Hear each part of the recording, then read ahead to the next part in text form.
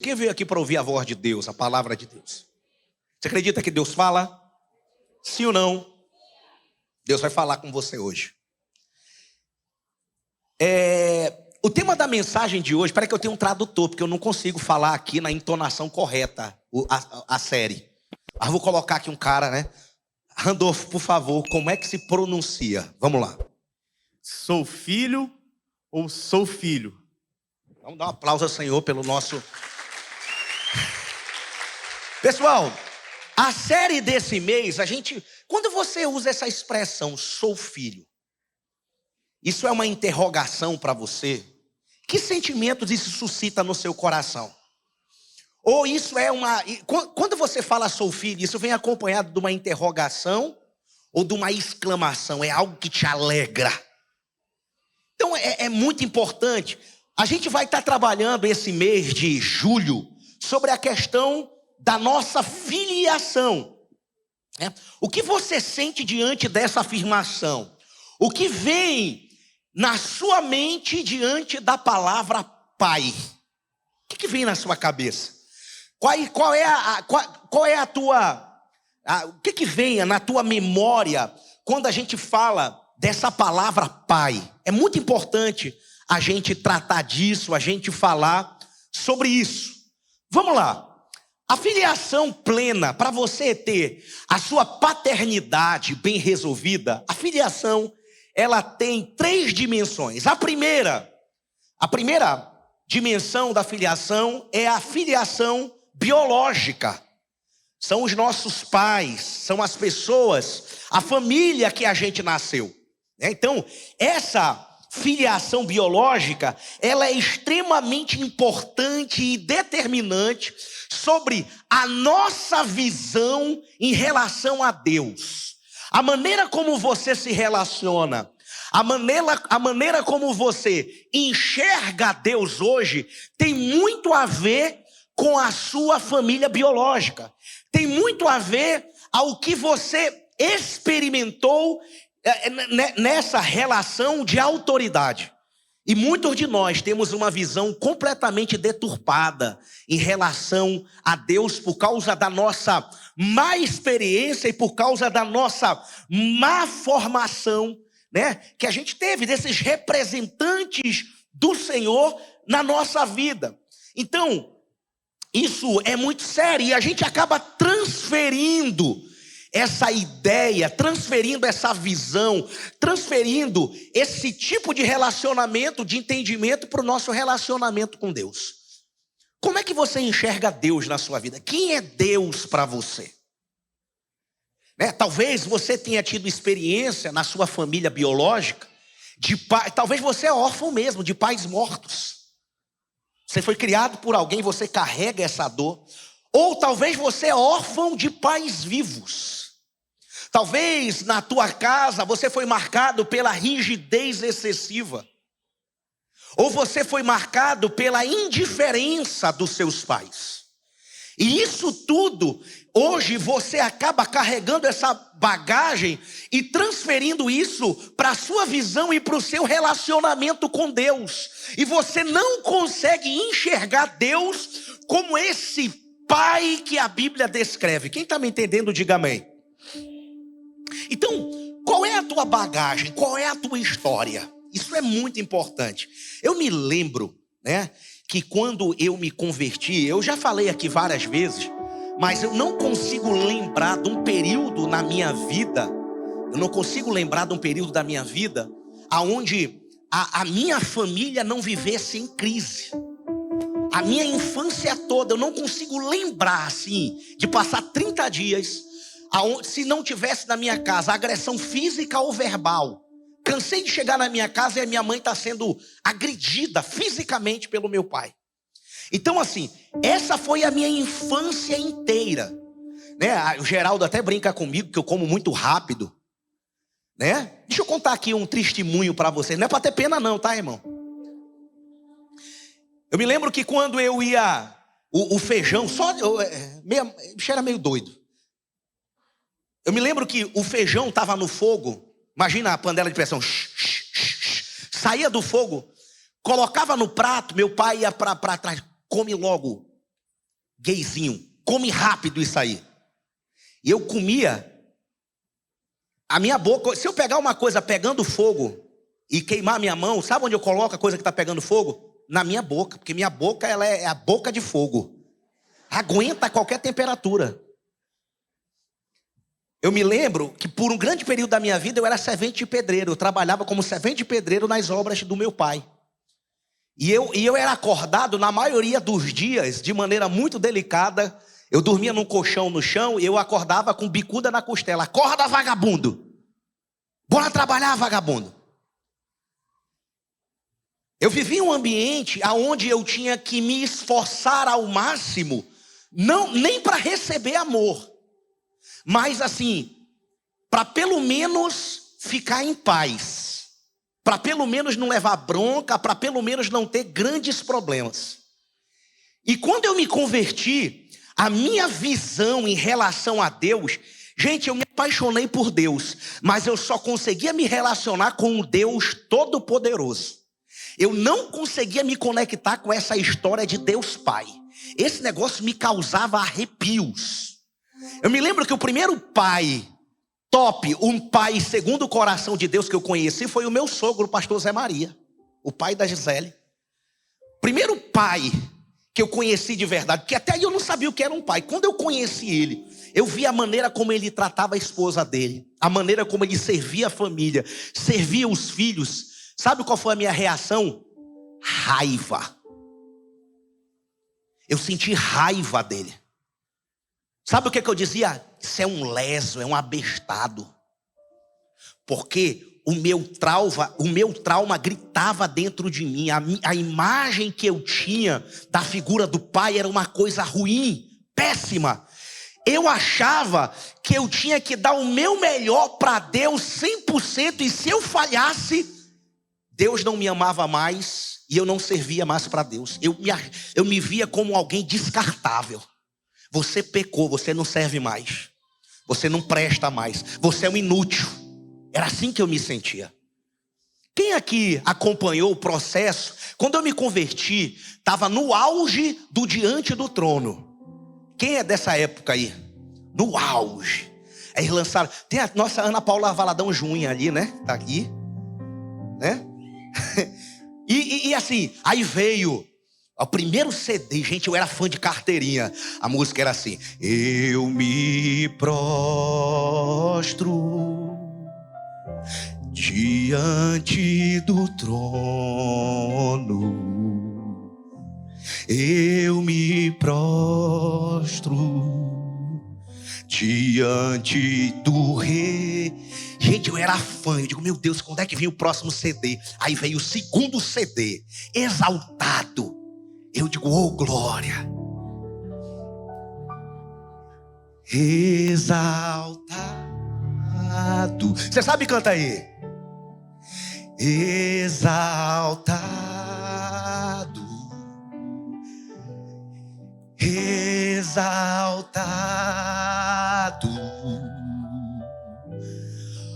Ó Senhor. Gente, eu fiquei doido. A gente orava, adorava a Deus, ouvindo essas canções. Entrava no quarto, entrava no mistério, adorando, orando aí diante do trono, edição de Deus.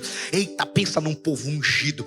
Aí veio a terceira, melhor ainda. Meu Deus. Quem sabe essa aqui? Quero beber do teu rio, Senhor.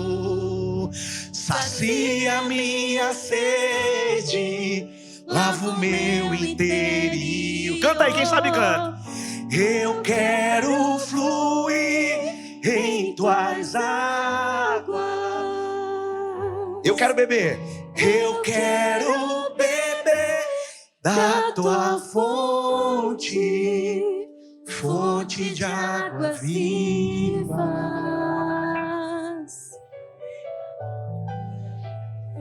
Fonte, Senhor. Ah, gente, eu ficava, meu Deus, eles são muito de Deus, meu pai. Eu era fã-clube do Diante do Trono. Aí veio o próximo, irmão, para arrebentar mais ainda. Sabe? Quem sabe qual é o próximo? Distante de ti, Senhor. Senhor, não posso. Quem lembra? Quem sabe canta. viver. Não vale a pena existir. escuta o meu clamor, mas que o ar que eu respiro, preciso de ti. Aí, gente, eu tava, meu Deus, agora vai vir o próximo. Eita, eu era apaixonado. Só que eu não sabia que eu ia me deparar com as minhas sombras interiores, com os meus monstros, com a criança que gritava dentro de mim. Às vezes você não entende o adulto que você é hoje, porque você esconde a criança que chora, que está cheio de problemas mal resolvidos dentro de você. E aí eles inventaram uma tal de... Canta aí o refrão. Próximo, foi esse aqui.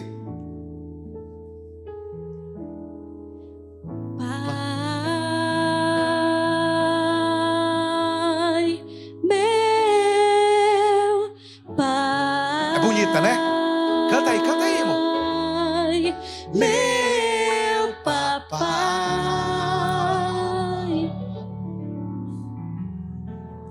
Ah, papai. Gente, deixa eu falar uma coisa pra você. Eu passei a detestar o Diante do Trono depois dessa música. Eu ficava no banheiro arremedando a Ana Paula Valadão. Pepinho, eu te amo. Endemoniado, cheio de ferida na alma, achando que o problema... Ai, que mulher lesa, que música infantil. Quem precisa de papaizinho, eu te amo? A grande verdade é que todos nós precisamos de um papaizinho. E a proposta de Deus nesse mês é falar com essa criança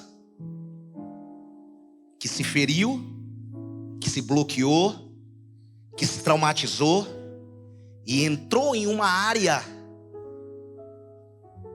que é inacessível para os homens, mas que Deus tem poder. A palavra de Deus tem poder para dividir a alma e o espírito.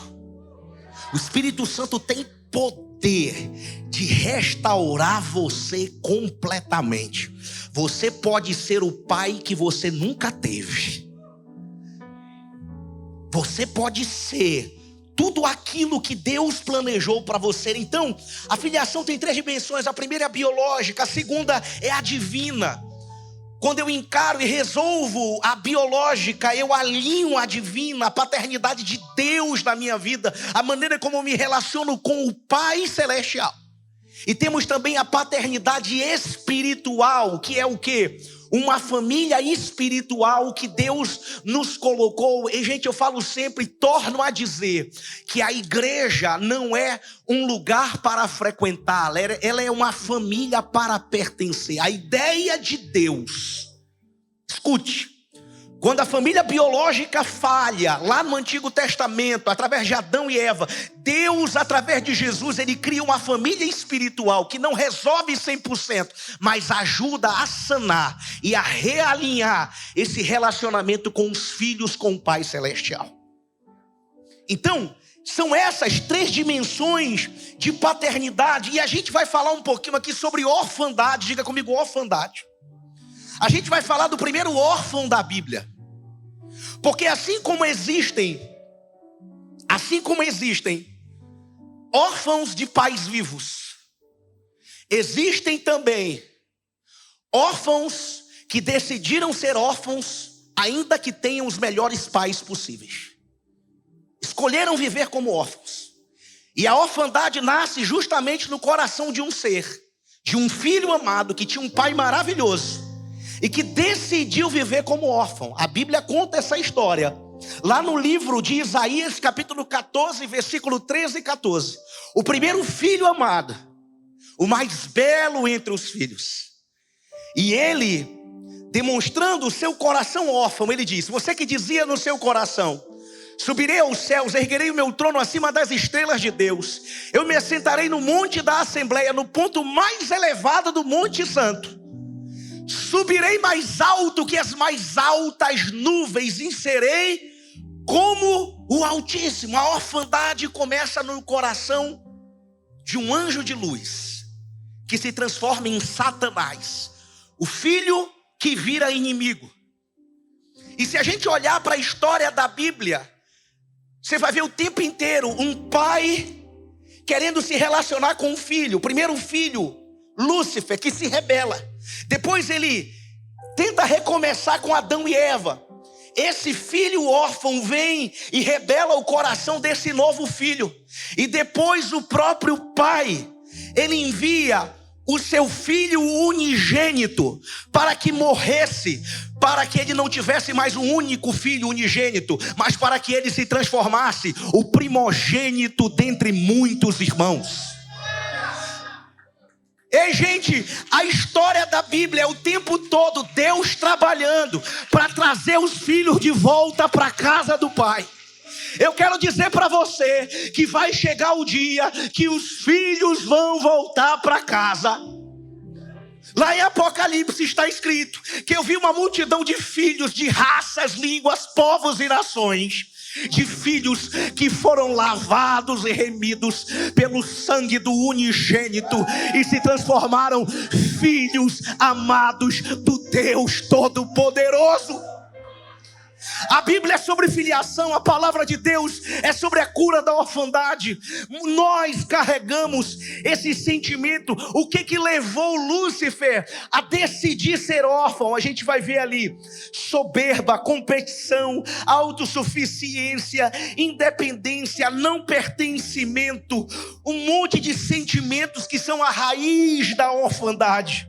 E a pergunta que eu quero fazer para você é: em que nível está a sua filiação hoje? Em que nível está o seu relacionamento com o seu papai que está nos céus? O seu pai da terra pode ter falhado, você pode não ter estado na agenda dos seus pais, você pode não ter sido desejado e nem planejado, mas Deus amou você, escolheu você, amém? Deus sonhou com a sua vida, com o seu nascimento. A gente vai falar aqui um pouquinho sobre a história de um órfão. 2 Samuel capítulo 4, versículo de número 4, conta a história de um órfão. Preste muita atenção. Diz assim o texto das Sagradas Escrituras: Jonatas, filho de Saul, tinha um filho aleijado dos pés. Ele tinha o que, gente? 5 anos de idade, quando chegou a notícia de Jezreel, de que Saul e Jonatas haviam morrido. Sua ama o apanhou e fugiu, mas na pressa ela o deixou cair, e ele ficou manco. Seu nome era Mefibosete. Orfandade biológica aos 5 anos de idade. Deficiência física. Dependência física e emocional das pessoas a partir dali. Alguém que até os 5 anos de idade carregava, era filho de príncipe, neto de rei, criado no palácio. Tinha do bom e do melhor, e de uma maneira trágica, todo o seu destino parece que é sabotado. E essa foi a história de Mefibosete. Eu contei aqui um pouquinho da minha história. Qual é a tua história? Qual a dor que você carrega? Quais são os traumas? O que foi que aconteceu com você? O que essa criança interior reclama até hoje? Você diz: cara, de onde é que vem isso? É muito importante a gente falar sobre isso. Escute. E só que a Bíblia vai dizer, coloca para mim aí, meu filho, 2 Samuel, capítulo 9, versículo 3 e versículo de número 4. 2 Samuel, capítulo 9, versículo 3 e 4. Perguntou-lhe Davi: resta ainda alguém da família de Saul, a quem eu possa mostrar a lealdade de Deus? Respondeu Ziba: ainda há um filho de Jonatas, aleijado dos pés. Onde está ele? Perguntou o rei.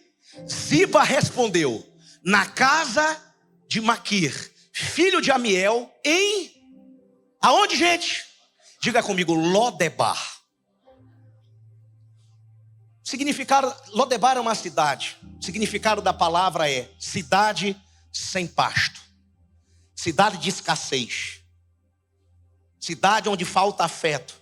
Lodebar, na verdade, é a terra da orfandade. É o lugar da fuga. É o lugar para onde a gente foge, para fugir. A gente vai embora para esconder quem somos, para maquiar o trauma. Lodebar é a terra que a gente vai para morrer, para dizer, não, eu prefiro ficar em Lodebar, vivendo desse jeito, do que ter que tratar com isso, do que ter que resolver essas questões.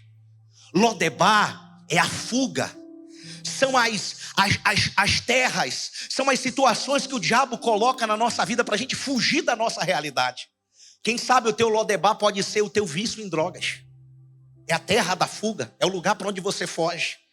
Quem sabe Lodebar é o teu vício em pornografia, é o lugar para onde você foge, para onde você se refugia. Qual é o lugar do teu esconderijo? Qual é o lugar para onde você foge? Quem sabe Lodebar é o isolamento, onde você cerca assim e diz, olha, ninguém entre aqui. Isolamento. Ei, gente, quem sabe você entrou nesse lugar de orfandade, esse lugar de esquecimento, esse esconderijo, aquele lugar aonde você foge para ninguém mexer com você. Escute. Só que eu louvo a Deus porque Deus ama você. Deus ama a nossa vida. Deus não vai deixar você quieto em Lodebar. Você pode ter entrado aqui em Lodebar, você pode ter entrado aqui no território da fuga, mas Deus se lembrou de você. E Ele manda dizer para você que Ele quer ter uma conversa com você hoje. Versículo de número 5 diz assim, ó. Então o rei mandou trazê-lo de Lodebar. Ei, gente, Deus vai te tirar daí. Deus não vai deixar você nesse lugar. Você entrou aí, mas você não vai morrer aí em nome de Jesus. A Bíblia diz que ele tirou Mefibosete daquele lugar de esconderijo. E a história continua, versículo 6, preste muita atenção. Versículo 6 ao 8 diz assim. Quando Mefibosete, filho de Jonatas, neto de Saul, compareceu diante de Davi, ele prostrou-se com o rosto em terra. Mefibosete, perguntou Davi. Ele respondeu, sim, sou teu servo. Aí ele diz o que, gente? Não tem, gente, todo órfão é prisioneiro do medo. Medo. Disse-lhe Davi, pois é certo que eu o tratarei com bondade por causa de minha amizade com Jonatas, seu pai. Vou devolver-lhe todas as terras que pertenciam ao seu avô Saul, e você comerá para sempre na minha mesa. Olha a reação. Mefibosete prostrou-se e disse, quem é o teu servo, para que te preocupes com um cão morto como eu? A gente vê aqui o coração do órfão, a raiz do problema. Davi manda chamar Mefibosete da terra de Lodebar. E Deus não deixou ele naquele lugar. Deus deseja nos livrar do coração, da mente de órfãos. A gente vê aqui na vida de Mefibosete medo, insegurança. Quando carregamos o espírito da orfandade, temos medo, somos inseguros, temos baixa autoestima, sentimentos profundos de inadequação. Será que eu sou aceito? A gente sente rejeição aonde não tem.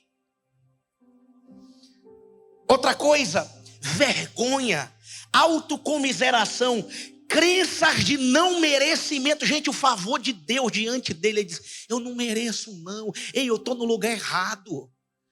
Eu sou um cão morto, isso não pode estar acontecendo comigo. Eu nasci foi para sofrer. As crenças profundas de não merecimento, de dor, vergonha. O que é que você carrega? Talvez essa tenha sido a tua história até hoje. Não pertencimento. A orfandade gera rejeição, que geram comportamentos ruins, dependências, vícios destrutivos e escravizadores. Todo órfão não consegue enxergar o seu valor pessoal, sendo capaz de fugir de grandes oportunidades de crescimento. O órfão se auto-sabota. Deus estava ali, querendo mudar a sorte de Mefibosete. E Mefibosete, prisioneiro da orfandade, com sentimentos, com todos esses sentimentos negativos que eu acabei de falar para vocês. Escute, eu louvo a Deus, porque Deus sabe tratar com a gente. Ei, Deus sabe tratar com o teu coração. O que foi que Deus fez para curar a orfandade de Mefibosete? E o que Deus quer fazer para curar a minha e a sua orfandade? Preste muita atenção. Número 1, escute. O que Deus fez? Como é que Deus cura a orfandade? Número 1, mostrando o quanto a nossa vida é importante para Ele.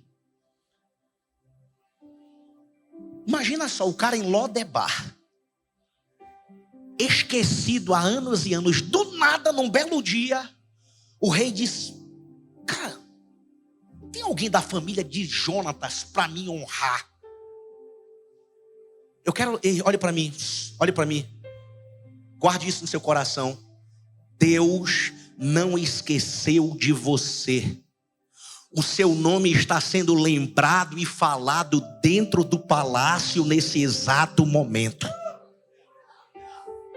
Ei, gente, Deus se lembra de você. Olhe para mim. Deus sabe quem você é. Deus sabe do que você precisa. E eu tenho certeza absoluta que Ele colocou essa mensagem no meu coração hoje para dizer que você é importante, que você é amado, que tem jeito, que tem cura, que tem saída, que há restauração de Deus para você. Ei, Deus se lembra de você. Deus se lembra de você. Isaías 49, versículo 15 e 16.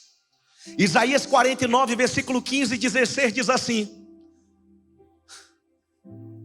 haverá mãe que possa esquecer do bebê que ainda mama e não ter compaixão do filho que gerou. Embora ela possa esquecê-lo, preste atenção, eu não me esquecerei de você, diz o Senhor. Eu não me esquecerei de você. Veja, eu gravei você nas palmas das minhas mãos. Ei, o seu nome está gravado na palma da mão de Deus.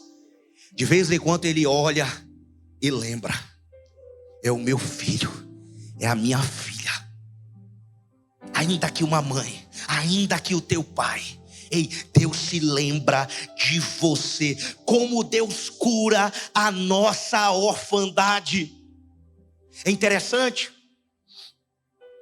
que todo aquele sentimento de Mefibosete: não, eu não mereço, eu sou um cão morto. Eu posso imaginar Davi. Imagine só, ele prostrado. Vem cá, Ela, que tu que é ator. Vem cá, rápido, corre aqui. Tu que é ator. Imagine só, vai, Mefibosete, te humilha. Isso, imagine só. Eu não sou ninguém, eu não passo de um cão morto. Eu fico imaginando Davi pegando na mão e dizendo assim: você não é um cão morto. Jamais esqueça de quem você é filho. O que eu estou fazendo por você não é porque você é bom, é por amor do seu pai.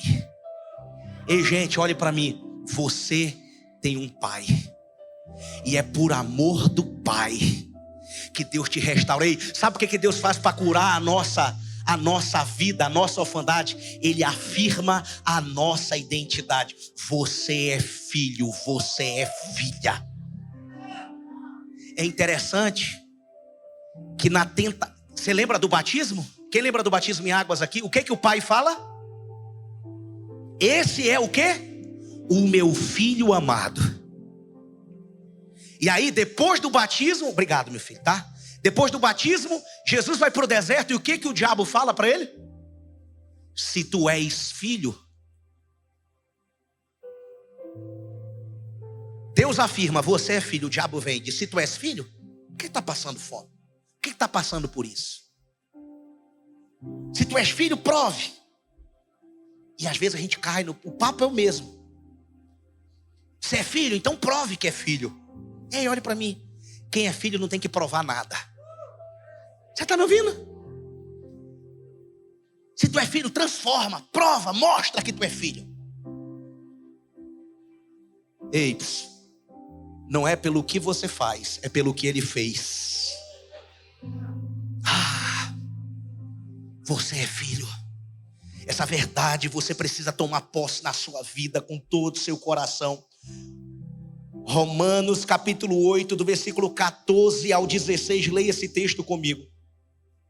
Romanos capítulo 8, do versículo 14 ao 16 está escrito: porque todos os que são guiados pelo Espírito de Deus são filhos de Deus. Pois vocês não receberam um espírito que os escravize para novamente temerem, mas receberam um espírito que os torna filhos por adoção, por meio do qual clamamos, Abba, Pai. O próprio Espírito testemunha ao nosso espírito que somos filhos de Deus. Ei, gente, Deus te adotou. Ei, olhe para mim, meu irmão, Deus adotou você. A Bíblia fala aqui por adoção. E tem uma coisa interessante aqui: filho biológico você não escolhe. Sim ou não, gente? Filho biológico a gente não escolhe. É do jeito que vier. Mas o filho adotado, você escolhe. Eu quero é esse. Eu quero é essa. Não foste vós que me escolhestes, foi eu que escolhi a vós, diz o Senhor. Deus olhou e botou o dedo e disse, é você que eu quero. Ei, gente, isso é seríssimo. E você precisa tomar posse dessa palavra na sua vida. O filho tem sua identidade bem resolvida, tem pensamentos de abundância, sabe o seu valor pessoal, ele confia nas intenções do pai para ele. Escute, como Deus nos cura da orfandade, diga comigo, Deus nos dá uma família. Ei, Deus tem uma família para você. Ei, Deus tem um lugar para você. Você lembra quando Davi olha para ele e diz, ei, eu não passo de um cão morto. Onde é que o cão vive? Geralmente o cão, naquela época, ele vivia debaixo da mesa. Até os cães se alimentam das migalhas que caem da mesa do seu senhor, não é isso? Os cães viviam na época das migalhas da mesa. Davi olha para ele e diz, você não é cão, o cão vive debaixo da mesa, você vai sentar na mesa, porque você é filho, e filho senta na mesa, filho tem lugar na família, você é filho, o que eu como você come, eu vou prover todas as suas necessidades em glória. Escute, Deus cuida de você, Deus vai prover tudo que você precisa. Ei, você é filho e Deus tem uma família para você. Salmos 68, versículos 5 e 6 na Almeida. Salmos 68, versículos 5 e 6 diz assim, na Almeida: Pai de órfãos e juiz de viúvas é Deus no seu lugar santo. Deus faz que o solitário viva em família e liberta aqueles que estão presos em grilhões. Deus faz com que o solitário viva em família. Tem um lugar na mesa para você. Você é da família. Você é aceito. Você é amado. Você é bem-vindo. Deus quer nos curar de Lodebar, esse lugar de refúgio, de se esconder. Todo filho tem uma herança. Escute. Todo filho tem direito à herança. Davi olha para ele e diz, olha, além de você ser amado, bem-vindo, ter um lugar na mesa. Tudo que era do seu pai, do seu avô, agora é seu, porque filho tem herança, filho tem direitos. Ei, Deus vai cuidar de você. Você está me ouvindo? Olhe para mim. Deus vai cuidar do teu filho por amor de você. Deus vai cuidar da tua geração por causa de você.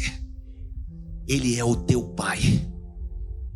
E eu quero que você fique de pé nesse momento com a mão no coração. Feche seus olhos.